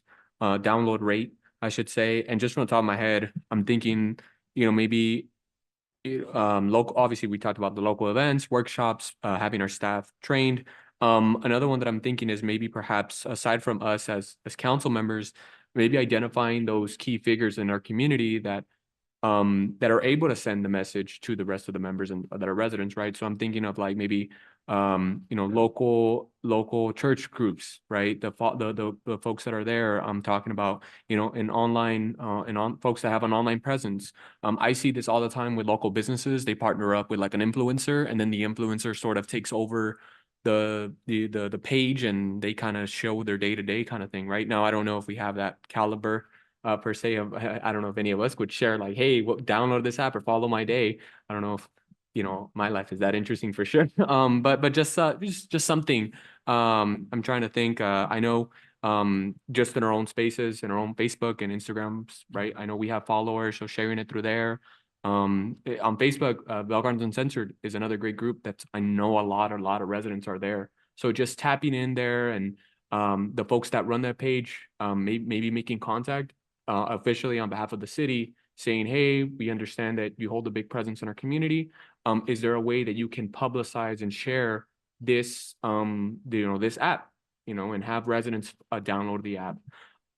I don't know. I'm just brainstorming some sort of formal way that we can do that. Another thing, and these are a little bit more maybe sophisticated, but maybe targeting ads across Bell Gardens. And I've seen this in like other places where we've had actually an ad running right now, and it's through the economic connectivity program, I think, or it was a grant ECP. And it was about internet connection, and I've seen it sometimes. I think there's another ad running right now in regards to the soil cleanup for the Shoal site. And it's about DTSC, and I see it consistently pop up through my as I'm just scrolling through social media. So maybe doing something where as folks are scrolling through Instagram or TikTok or Facebook, if we have an ad that's showing there and it says sponsored by City of Bell Gardens, people maybe are inclined to download it. Now, I don't know what are the feasibilities of it. I know sometimes for grants, that's some sort of way that we can do public exposure. That's one of the sophisticated one. Another one is maybe contacting Google, and every time someone looks up Bell Gardens, the first thing that pops up, it's a sponsored link that takes them automatically to download the app. Right. And sometimes it happens where I'll be on my phone and then it automatically sends me to the app store to download the app. Right. So I feel that it's not that folks aren't downloading it. I just feel like a lot of times they just don't know about it yet. Right. And that's just been my experience. I'll tell folks, hey, download it. Or they're like, wait, I didn't even know that this existed. Or what is it called? So just for those 4 ideas. So local events, workshops, training staff as well. Leveraging the community members. So maybe engaging with those folks that already have a presence in the community. Geo-targeting ads for the City of Bell Gardens. Ads are not that expensive for a small city like ours. And then finally, doing maybe contacting Google to see if maybe our city could be the app could be the first thing that pops up every time someone Googles Bell Gardens and stuff. And I know folks are sophisticated enough to put something on Facebook, and they'll say, hey, I need this cleaned up and stuff, especially all the time with street sweeping or stuff. So I mean, I'm pretty sure they can figure this out too. So that's my take. Thanks.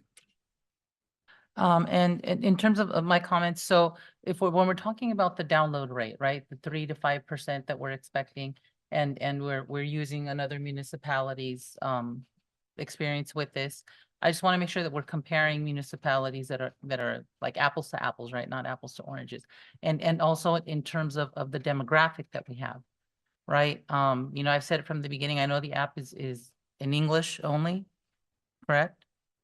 Yeah, so, I think that's something that we can't, leave behind, that detail, that it is English only.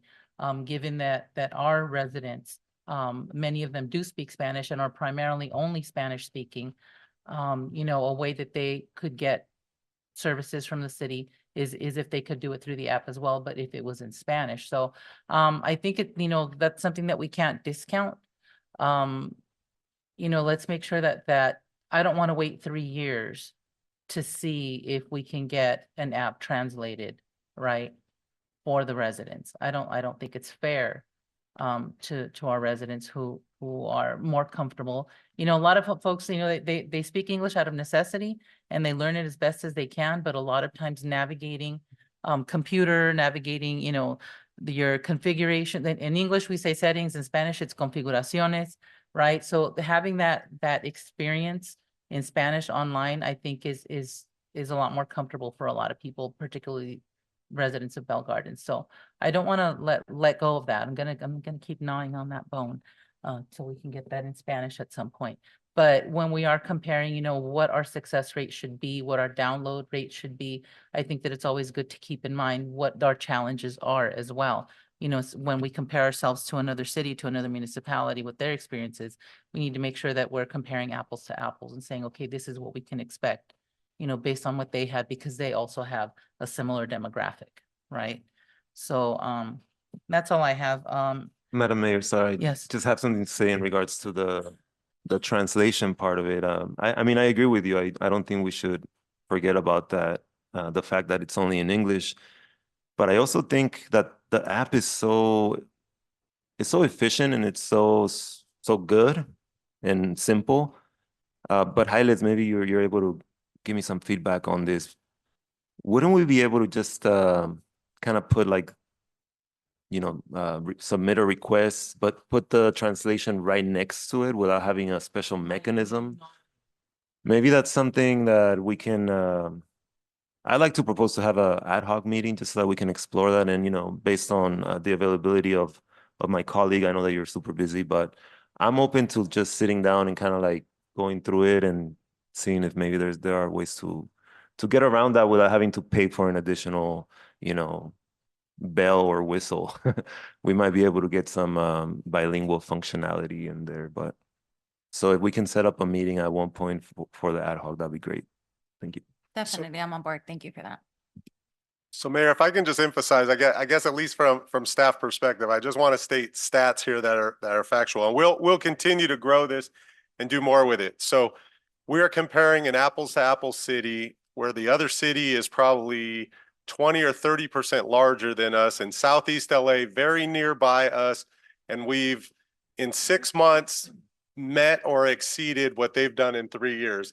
I'm not saying they're not doing it. They might be working really hard. If they are working really hard, then, you know, I think thanks to staff, it's actually very successful relative to, you know, the competitors that are out there. So, but with that being said, you know, I think if GoGov alone is giving us a 3 to 5% target, we're not at that 3 to 5% target. And I think all of the things that are being brought up here are valid and will help us get these numbers up as well. Just one more thing, and this has just been my experience using the app. And most of these requests have been towards Bernie. My apologies on that, but I send maybe a couple, 3, 4 of them sometimes. I'll do my nightly drives or my morning drives as I'm headed to work. And they're in regards to like a lot of the bulky items. What I would say is when I submit the request, it'll tell me my receipt number. But the issue that I'm finding is, you know, if I submit it earlier on the day, it'll be cleaned up usually by the end of the day or in the middle of the day. What I would ask is we get notified as soon as it's complete, because I don't know, it doesn't send me a notification back or, you know, and I'm assuming obviously I'm glad that the thing got done, that it got cleaned up, but my only thing would be the response, the communication two-way, because after I submitted it, I got a receipt number and that's it. But I would ask that if maybe we would do a follow-up. I think that'd be great. Or, you know, in that follow-up, whether it be like an email or maybe a pop-up and the notification, if it'll say like, hey, we might even have an opportunity to get some feedback at that point where it's like, rate the app 1 through 5 or something. And I see this all the time. Would you like to provide feedback or something? You know, just an idea, but just a response back, just to make sure that we know that whatever we requested, it got done. Thanks. Thank you for that. And I don't know if you guys are having trouble with it, but I know that when I use the app, if I take a picture of something as it's happening and then I want to upload it to the app, for some reason, it won't take the picture. It won't upload the picture. I have to actually use the camera feature in the app to take the picture in the moment while I'm using the app. So like if I have it stored in my gallery on my phone, it won't upload. But if I'm using the camera feature in the app, then it will work. I'm on Android. So I'm on Android and I don't is have that that an issue, issue? but That's that's happening. Okay. I don't have that issue, but that's interesting to know. Yeah, I don't know. It's happened. So I don't know. We can look into it, see. I think I've uploaded pictures that were in my gallery, but I can't recall, but we can find out there. Yeah, same here. That's been my experience. But mine hasn't been in that sense, but from my understanding, I've had issues where Now in the iOS accessibility, it'll say like, do you want it to access your full library or do you want it to access selected pictures? So if I just wanted to access the most recent picture, I have to go in, manage which pictures it has to access, and then I can submit it as like the one that I wanted, right? And luckily it does this ahead of time, but there's some folks that have their devices all set up so it doesn't even track there where they are. But luckily when I take the picture, it'll automatically get the location from where that picture is. Where I'll find myself as I'm driving, I'll pull over, take the picture of whatever I got. And then if I'm in a rush, I'll head out. And then later when I get to work or whatever, I'll then upload the picture. It looks like I'm uploading it, it'll be like in the daytime, but I'm uploading in the nighttime but the picture will say like at what time and where it was. But that's just been my experience with that. Okay, so, well, thank you, everyone. Let's see, may I have a motion to receive and file the report? Move. Second. May we have a roll call vote? Yes, thank you. Councilmember Chavez, Aye. Councilmember Sanchez, Yes. Mayor Pro Tem Barcina, Yes. and Mayor Gomez. Yes, Motion passes. thank you. We will now move to member comments. Councilmember Chavez? Briefly, just want to say thank you again to all of our staff. Really appreciate all the work that you do. Thank you to our directors. Happy Juneteenth again to everybody. And at the same time, happy to see that this July was declared as Parks Makes Life Better Month again. Thank you again for all your work you do. Appreciate it.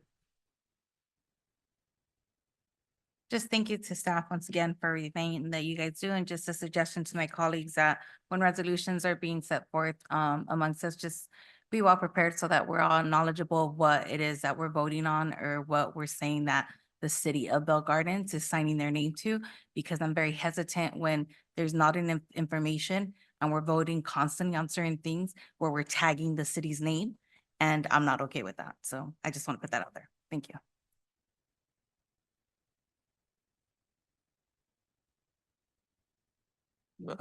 Well, I have questions about that. I'm not exactly sure what you're referring to, but nevertheless, we can connect after the meeting. But thank you to staff for all the work that you do.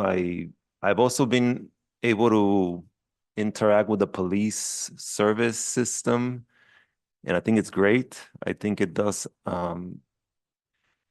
notify you when things are fixed, when something has been looked into. So that just wanted to say that whatever system you guys are running over there at the police department, like it's working really well. When people call, they get notified. So good job with that. Yeah, I lost my train of thought. So just remember that we have the event that the city manager mentioned at the skate park this Friday. We're very excited. Invite everyone. It's really gonna be an eclectic mix of music, and I don't think I've ever seen an event like that either here or any other city. And I'm not trying to hype it up, so stop by. Hopefully, we'll see you there. And thanks for all that you do. And that's all. I do want to thank staff, especially our rec staff, for a first successful summer night concert. The videos were great. I saw people posting on social media about it and tagging the city on it, so it looked like a lot of fun. I'm glad that it went really well, and I'm looking forward to more summer events. It's great. The heat finally got us. So let's get out and enjoy it. Thank you so much. And congratulations to all of our staff. We had the graduation recognition for all of our staff that have graduated from high school, from college. It was so great to see them, share that milestone with us. So thank you for all that you do. And at this time, if there's no objection by the members, I will now adjourn the City Council Successor Agency Joint Meeting at 8:04. Thank you.